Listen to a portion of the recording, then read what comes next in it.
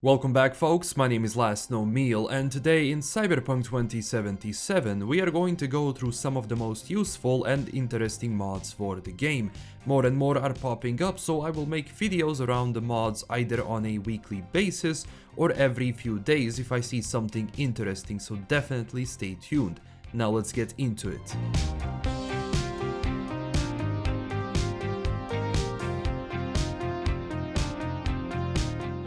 Before we begin, three very important things. First off is to back up your saves before installing mods or going on a mod spree. We don't know yet how the game works with all of them, so they might potentially corrupt your save, so it's better to be safe and have backup always. Second is to remember, even if you screw up something and the game won't run, you can always check the integrity of files and verify the files so it deletes and replaces the files with original ones, and you also have instructions to delete the mods as well when you download.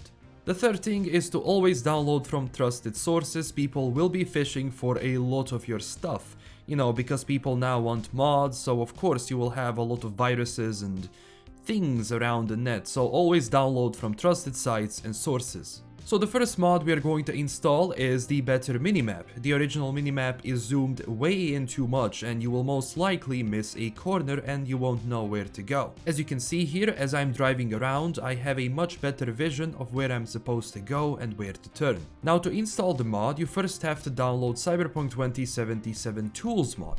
I suggest putting this folder somewhere nice so it's not just in the way. Just don't put it in the Cyberpunk main folder. After that, you download the better Minimap mod.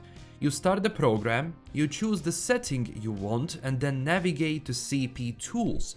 After that, you will get a message to navigate to your CP folder. Do that and you will have it installed.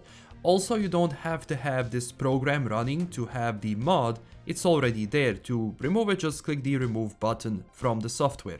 Next up, we have better driving and vehicle handling mod. Now, even though some cars in Cyberpunk perform well and I didn't have too many issues with it, they can still be flimsy and complicated to drive, and they will lose control in turns, so it's not really that enjoyable. So this mod is aiming to fix that, and I have been testing it out. It's much better than before. Of course, once you go into files, you can select which version you want. The one which is good for drifting, the one with more grip, or the realistic driving experience version. To install them, simply extract the file and put it into your Cyberpunk 2077 folder. I noticed that the vehicles I drive became much better, and if you see, just going around the corners is really satisfying to do. Next up is a mod which in my opinion greatly increases the overall RPG experience and immersion in Cyberpunk. Also huge thanks to the community for recommending the mod. The mod is called Unlock Night City, and what it does, it makes locations accessible again, and not only during missions like Atlantis Bar, V's Mansion, Clouds, Voodoo Boys Underground Base, and much more. But basically it allows you to go inside of buildings where usually you would just see closed doors. I actually think this should have been on by default, since, seeing a building which you could access before and you can't anymore was a bit of a bummer. So installing this mod is definitely recommended if you want to be able to go inside of those buildings just to increase that immersion level. To install, first you need a mod called CyberEngine Tweaks. Simply download CyberEngine Tweaks and copy and replace the file you have in the bin file. Just overwrite your main file, no worries, the game will not break. After that, download Unlock Night City and the same as we did before, extract and overwrite your main folder. Check the files in the end to see if you have everything, because this is a mod inside of the CyberEngine mod. Next mod, in my opinion, makes the city a lot more alive, and what it does basically, it increases and optimizes how vehicles and NPCs spawn around you and in areas you are in. What I noticed with this mod is that there are a lot more cars on the road and pedestrians on the street. If you decide to put those files, of course, you can just put the file for pedestrians but not for cars and vehicles. But also the city just feels more alive in some zones. Now, I did have a small hit on my performance with this, but nothing major. To install this, you have to extract the files into your Cyberpunk 2077 file, then Engine, Config, Platform, PC, and you put it there. Keep in mind, only put one alternative crowds. You have fast, slow, and default. but the rest you can copy, but just the one out of crowd settings, don't put all three. Now this next mod is extremely useful since it allows you to toggle walk in the game, since on PC there is no way to do it. So first thing you download is Auto Hotkey Tool, which is basically for making scripts so people use it to actually make the bind walking speed the character in Cyberpunk. Now before you install, go to your Cyberpunk folder, then R6 and then config. Make a backup of the input user mappings.xml. Just put it on a desktop or the folder of your choosing. Now install the program and run it. Also, the next step, I'm not sure if it's needed, but I also did it. So what I did is I replaced the input user mappings from the folder you downloaded and replaced the one we made backup of in the Cyberpunk folder.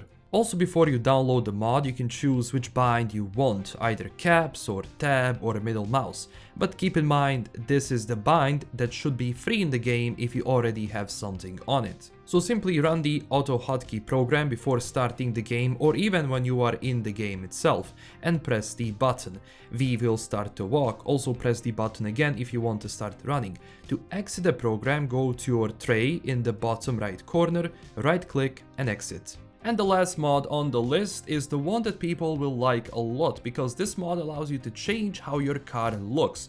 Obviously this is for the cars you already own and are available in your garage that you bought. The mod gives you a choice for each car in the garage. So for example, if we want to customize Rayfield Caliburn, you find and download the file for the car. You download that one and you extract only one look into your Cyberpunk 2077 archive PC patch folder. Also, each option has an image, so you can select the best one. So you can change each car, but you can't have two designs of the same car at one time. Only one.